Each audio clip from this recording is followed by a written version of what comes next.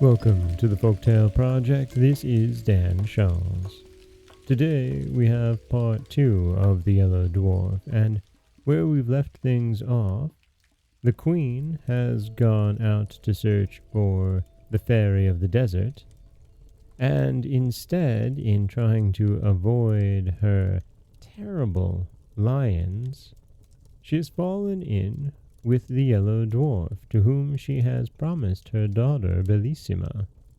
And now the Yellow Dwarf has saved, for the moment, the Queen by rushing her into the trunk of the orange tree that he lives in. This is The Yellow Dwarf, Part 2. The Queen was so confused that at first she did not notice another little door in the orange tree, but presently it opened, and she found herself in a field of thistles and nettles. It was encircled by a muddy ditch, and a little further on was a tiny thatched cottage, out of which came the Yellow Dwarf with a very jaunty air. He wore wooden shoes and a little yellow coat, and as he had no hair and very long ears, he looked altogether a shocking little object. "I am delighted," he said to the Queen, "that as you are to be my mother-in-law, you should see the little house in which your Bellissima will live with me. With these thistles and nettles she can feed a donkey which she can ride whenever she likes. Under this humble roof no weather can hurt her. She will drink the water of this brook and eat frogs which grow very fat about here, and then she will have me always with her, handsome, agreeable, and gay as you see me now. For if her shadow stays by her more closely than I do, I shall be surprised." The unhappy Queen, seeing all at once what a miserable life her daughter would have with this dwarf, could not bear the idea, and fell down insensible without saying a word. When she revived, she found, to her great surprise, that she was lying in her own bed at home, and, what was more, that she had on the loveliest lace nightcap that she had ever seen in her life. At first she thought that all her adventures, the terrible lions, and her promise to the Yellow Dwarf that he should marry Bellissima must have been a dream. But there was the new cap, with its beautiful ribbon and lace to remind her that it was all true, which made her so unhappy that she could neither eat, drink, nor sleep for thinking of it. The princess, who, in spite of her wilfulness, really loved her mother with all her heart, was much grieved when she saw her looking so sad, and often asked her what was the matter. But the Queen, who didn't want her to find out the truth, only said that she was ill, or that one of her neighbors was threatening to make war against her. Bellissima knew quite well that something was being hidden from her, and that neither of these was the real reason of the Queen's uneasiness.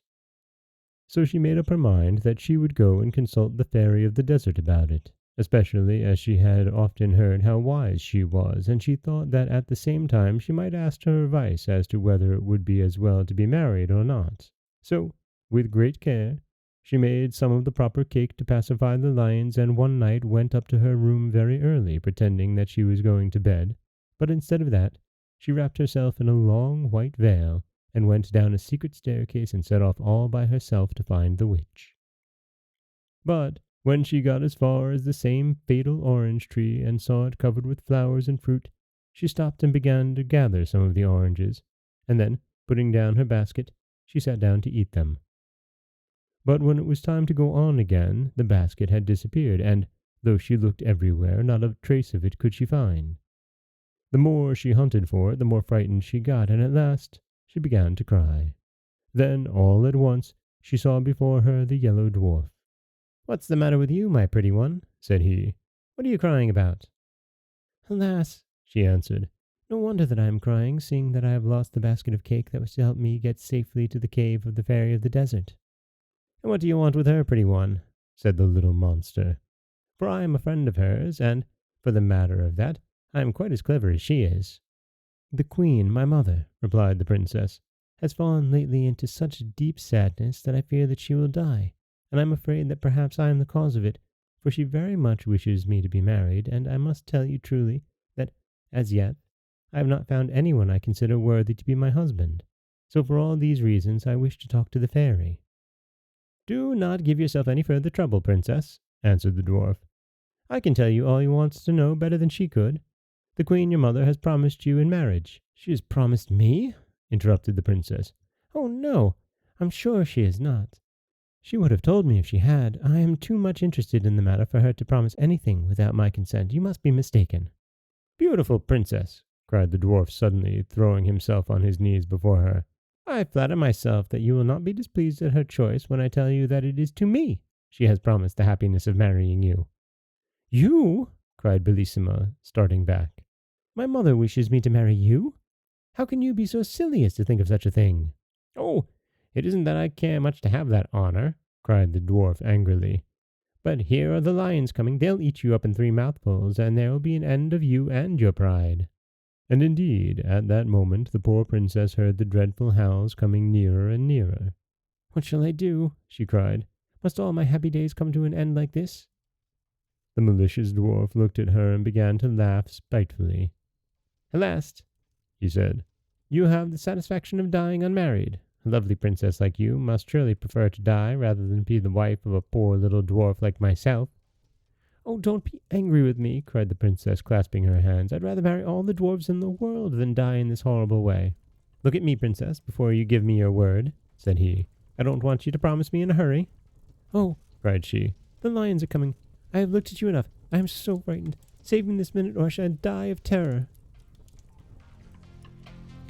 And that is the end of part 2 of The Yellow Dwarf.